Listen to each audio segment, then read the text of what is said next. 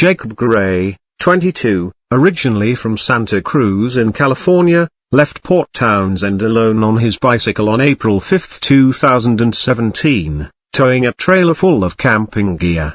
He planned to travel to the Daniel J. Evans Wilderness in Olympic National Park in Washington before heading east. His bike, trailer, and gear were found about 6.5 miles up Salt Duke Hot Springs Road on April 6.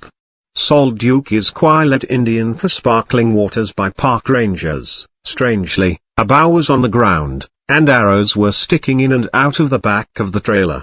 But the owner of the bike and gear was nowhere to be seen. On that afternoon, Ranger John Bowie checked the area around the bike. Maybe the cyclist had made the short walk to the river to get water. If he slipped in and couldn't escape, he would have succumbed to the freezing water. Maybe the rider hitchhiked up to the hot springs. Bowie called his fellow officer Brian Ray and asked him to recheck the area the following day.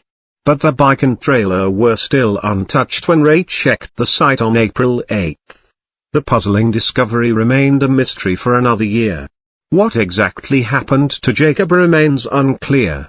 How did he end up near the top of the ridge above Hull Lake, 5,300 feet above sea level and at least 15 miles from where he left his bike? The bike and trailer that Ranger Bowie found were in complete working order. Nothing appeared wrong, and there was a lot of gear in the trailer. The Rangers checked the Salt Duke Hot Springs Resort. No one had seen him, and they felt sure that the owner had fallen into the river. We'll check the river in the summer when the water goes down. On Friday, April 7th, Ranger Ray found a list of phone numbers among the things which identified the owner as Jacob Gray, and he called his sister, Mallory.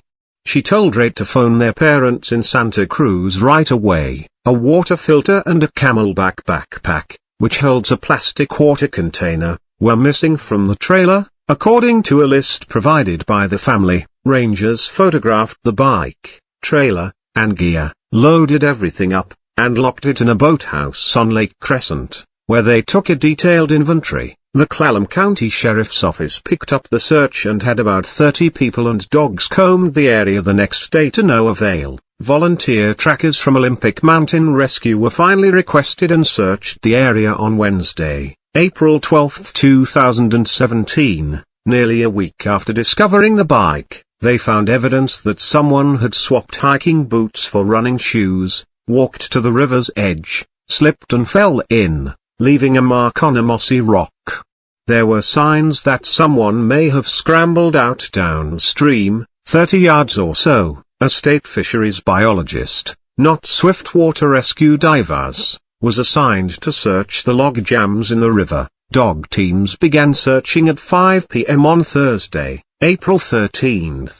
By this time, they were clearly searching for a body and not a live cyclist. 2 cadaver dogs hit on a log jam, which could have meant a corpse was trapped underneath. It could also mean cadaver material washed in from the bank and scent molecules swabbed their log. But all the log jams for 12 miles on either side of the bike area were searched, and there was no sign of a corpse. Searches continued in Olympic National Park that week before the park moved into a limited continuous search on April 14. This meant the SAR operation by Olympic Rangers was effectively over before other jurisdictions got involved. The Coast Guard, based in Port Angeles, was not requested, and neither were aircraft from Hidby Island Naval Air Station, which assists with some Olympic National Park searches. Dog teams are almost entirely volunteer-led, and the family had lined up a willing team, but the park said no. They had another volunteer team in mind. They were hesitant to request. On Saturday, April 15, Clallam County Search and Rescue started a search and, with the help of volunteers, worked the west side of the river on Olympic National Forest land and inside the park. Flyers were tacked up on park kiosks and in gas stations in Port Angeles to the east and the logging town of Forks to the west. Clallam County's search was scaled back by April 16, 2017. A pair of Burnside brand shorts in Jacob's size was found a couple of miles downstream, and he'd been given a similar pair as a Christmas gift sent to the crime lab in Seattle for DNA testing. In July 2017, more than 100 search and rescue volunteers from across western Washington searched along the Salt Duke River but found no clues. Over a year later, on Friday, August 10, 2018, late in the afternoon, a team of biologists who made a trip into the mountains to study marmots found Jacob's remains, clothing, gear, and wallet near the top of a ridge above Hall Lake, 300 feet above sea level and at least 15 miles from where he left his bike. His body wasn't found near a trail. In April, the terrain would have been snowy and prone to avalanches. The remains were found on a treeless ridge and might have been seen from the air. Hall Lake is about 10 miles from the Salt Duke trailhead. The trail climbs through old-growth forests and alpine slopes before arriving at the lake, 5,300 feet above sea level. The following day, law enforcement rangers searched the area and found more clothing and skeletal remains. The clothing matched what the family said Jacob would be wearing, according to Penny Wagner, spokesperson for Olympic National Park. The identity of the remains was confirmed on August 18, 2018, by the King County Medical Examiner's Office. According to the Clallam County Deputy Coroner, the area the remains were found in was not described as a campsite, and what was initially found did not make investigators believe foul play was involved. Before the body was found, Randy Gray, Jacob's father, said he wanted to believe his son, who has been described as an avid outdoorsman who enjoyed camping alone, was out working or fishing somewhere, still living his life. Since Jacob's bike was found on Salt Duke Hot Springs Road, Randy has relentlessly searched for his son. He said he lost track of how many times he searched the Salt Duke Valley and searched in other parts of the country and Canada, too. What happened to Jacob Gray remains a mystery. Clallam County Deputy Coroner Christy Wojnowski found that the official cause of death was inconclusive as the body could only be identified through dental records. An autopsy on Gray could not be performed. He had a cigarette lighter, insulated clothing, and plenty of food with him at the scene where the body was found.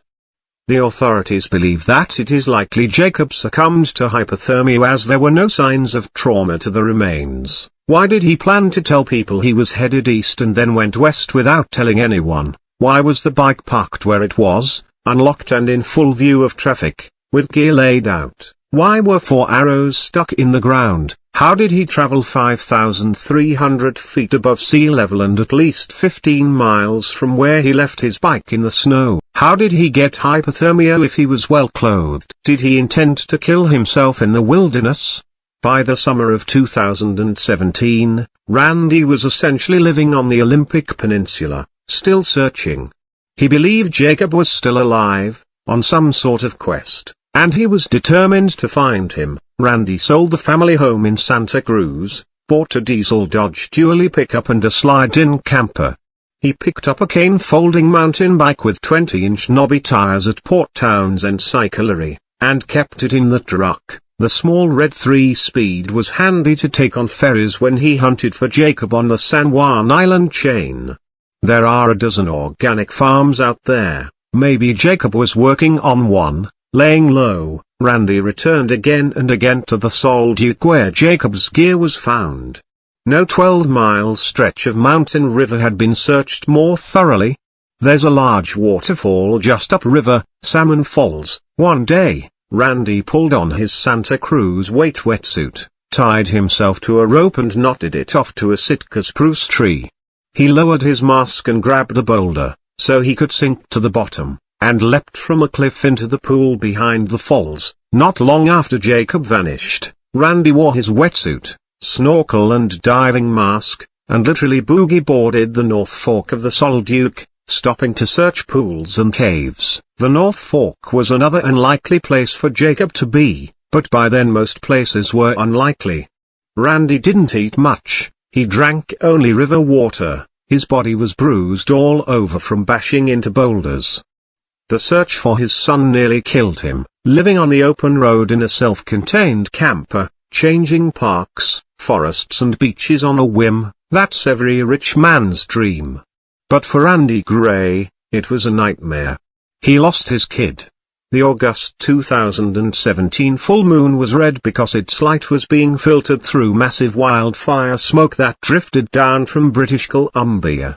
I rendezvoused with Randy a mile from the Salt Duke River at a place called the Barn. It's owned by a small group of Bigfoot aficionados.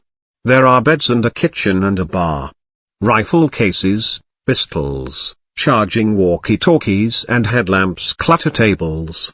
The barn is something of a museum of Bigfoot research. There are plaster casts of giant feet and an 8-foot-tall paper Sasquatch. Derek Randalls, who has appeared on Bigfoot reality shows, and his friends James Millian and Tanya Barber, who make up the Olympic Mountain Response Team, opened up the barn for Randy to live in whenever he was in the area. They also helped in the search for Jacob, crossing terrain off on their own maps. No one knows the river and mountains above the Solduke better, according to GPS tracks. The three hiked 730 miles in the search for Jacob. This was to be Randy's last search of the summer. I followed him into the bush, and it took everything I had to keep up with him as he crawled up riverbanks and squirreled over downed Sitka spruce logs. We walked through fresh bear scat and over the beds where they just slept. We were clawed again and again by the ubiquitous devil's club that scratches through gloves and sleeves. On Friday, August 10th, a team of biologists who made a trip into the mountains to study marmots found Jacob's remains, clothing, gear and wallet, near the top of a ridge above Hol Lake, 300 feet above sea level and at least 15 miles from where he left his bike.